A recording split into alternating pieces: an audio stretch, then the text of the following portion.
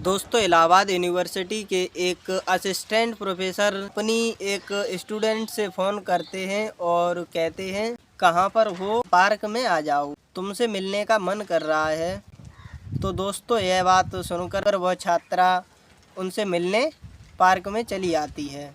उसके बाद वो कहते हैं कि यहाँ पर मज़ा नहीं आ रहा क्योंकि यहाँ पर बहुत सारे लोग हैं और यह एक सार्वजनिक स्थान है, आप मेरे कमरे पर चलो। तो दोस्तों वह लड़की उनके साथ उनके कमरे में चली जाती है।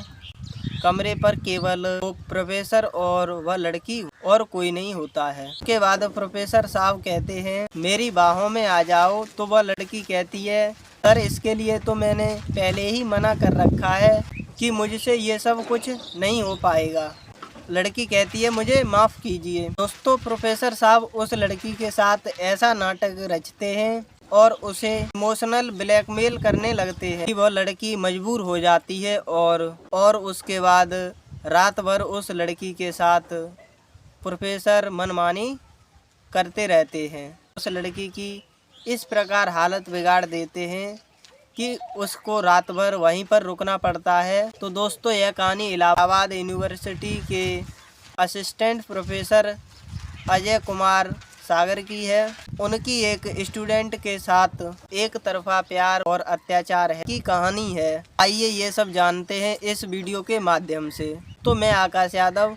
चलिए दोस्तों वीडियो में आगे बढ़ने से पहले वीडियो को एक प्यारा सा लाइक कर दो। दोस्तों अजय कुमार सागर इलाहाबाद यूनिवर्सिटी में एक असिस्टेंट प्रोफेसर जो प्राचीन इतिहास संस्कृत एवं पुरातत्व विभाग के असिस्टेंट प्रोफेसर हैं।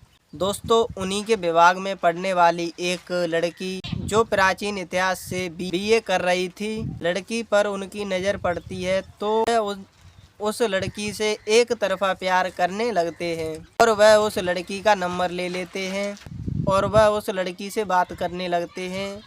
जब चाहे तब उस लड़की के पास कॉल लगा देते थे, चाहे सुबह हो शाम हो, जिस समय उनका मन करता था उस समय वीडियो कॉल भी लगा देते थे और उस लड़की को इसी प्रकार परेशान किया करते थे।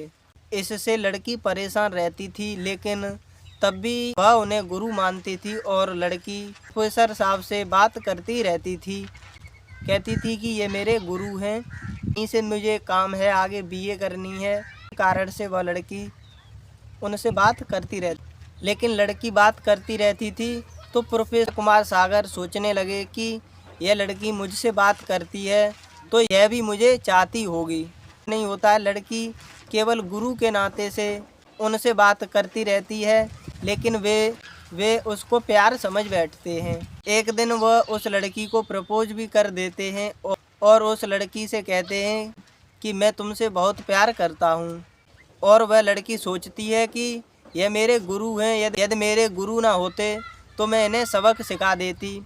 यह सोच के वह लड़की उस बात को वहीं दबा देती है और किसी से कुछ कहती नहीं है और अपनी रेगुलर क्लास करने लगती है। लेकिन प्रोफेसर साहब कह गए थे कि मैं तुम्हारे जवाब का इंतज़ार करूँगा। इस समय उस लड़की ने पहले बात कर दी थी और उनको ब्लॉक भी कर दिया, लेकिन उस लड़की को नए नए नंबरों से परेशान किया गया अजय कुमार सागर के माध्यम से। उसके पास कई फ़ोन आते थे दिन में। उसने एक फ़ोन उठाया, उसमें भी अजय कुमार सागर बात कर रहे थे। तभी वो कहते हैं केवल 2 मिनट बात करूँगा, फ़ोन मत काट देना। तो वह लड़की कहती है क्या बात है। तभी अजय कुमार सागर कहते हैं कि मुझे इस तरह इग्नोर क्यों कर रही हो, मैं तुम्हें बहुत चाहता हूँ। और उस लड़की को इस तरह इमोशनल करना शुरू कर देते हैं तो वह लड़की भी पिघल जाती है। उस लड़की से कहते हैं कि मैं 2-4 महीने का ही मेहमान हूँ क्योंकि मुझे कैंसर हो चुका है और मैं जल्दी ही मर जाऊँगा। तो वह लड़की भी इमोशनल हो जाती है यह सब सुन के कि इन्हें कैंसर है। और तभी अजय कुमार सागर कहते हैं कि एक मरते हुए व्यक्ति के लिए शक्ति मुझसे बात नहीं कर सकती। तभी वो लड़की कहती है हाँ मैं बात कर सकती हूँ, बात किया करूँगी आपसे, तुम मेरे साथ कोई गलत काम नहीं करोगे। तभी प्रोफेसर कह देते हैं तुम्हारे साथ कोई गलत काम नहीं करूँगा।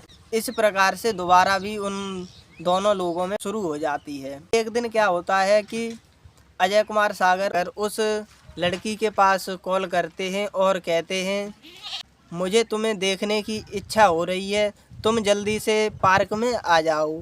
तभी वो लड़की पार्क में आ जाती है और अजय कुमार सागर आने के बाद कहते हैं लड़की से कि यहाँ पर बहुत सारे लोग हैं, चलो तुम मेरे कमरे पर चलो। तो वह लड़की अजय कुमार सागर के साथ उनके कमरे पर चली जाती है। वहाँ पर केवल अजय कुमार और वह लड़की रहती है। दोस्तों इधर शाम होने ही वाली थी और वे दोनों कमरे में अकेले होते हैं। तभी अजय कुमार सागर उस लड़की को अपनी गोदी में उठा लेते हैं और अपनी बाहों में भर लेते हैं। और तभी लड़की कहती है कि सर, इसके लिए मैंने आपसे पहले ही मना कर रखा है कि मैं ये सब नहीं कर सकती। तभी अजय कुमार सागर पास रखा चाकू उठाते हैं और कहते हैं कि यदि तुम मुझे रोकोगी तो मैं अपने हाथ की नसें काट लूँगा और यहीं पर मर जाऊँगा। तो यह सब देखकर वह लड़की रोने लगती है, क्योंकि वह एक मासूम लड़की है, उसने यह सब कभी देखा ही नहीं था। तो वह रोने लगती है और अपनी आंखें बंद कर लेती है। अभी अजय कुमार सागर उस लड़की के साथ मनमानी करते हैं, सारी रात उस लड़की के साथ गलत हरकतें करते हैं।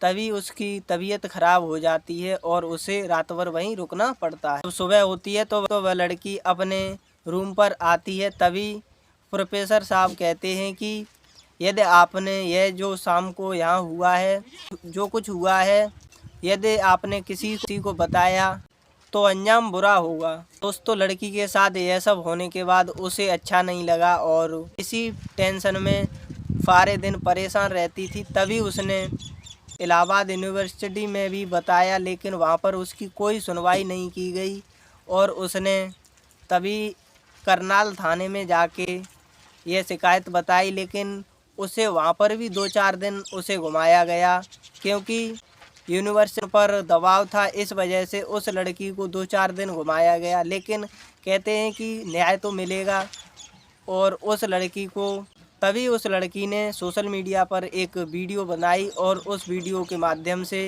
लोगों से मदद मांगी। तभी लोग आगे आते हैं, उस वीडियो को ज़्यादा से ज़्यादा शेयर करते हैं और उस न्याय दिलाने की प्रक्रिया को शुरू करते हैं। तभी यह बात करनाल थाने के SHO और पद अधिकारियों को पता चलती है, तो इस बात को संज्ञान में लेते हैं और कार्रवाई शुरू कर देते हैं कि इसमें लड़की की गलती है कि किसकी गलती है। लेकिन यह बात जब अजय कुमार सागर से पूछी जाती है तो अजय कुमार सागर बताते हैं कि यह सब उसके जीजा ने किया है। लेकिन दोस्तों एक बात नहीं समझ में आ रही, अजय कुमार सागर ने उस लड़की से क्यों पूछा और उस लड़की ने यह सब उन्हें क्यों बताएगी। तो दोस्तों इसकी जांच पूर्ण रूप से होगी, उसके बाद न्याय सामने आएगा इसमें किसकी गलती है। और दोस्तों आपको यह वीडियो कैसी लगी बताना। मिलेंगे किसी न्यू वीडियो में, तब तक के लिए जय हिंद, जय भारत। थैंक यू दोस्तों।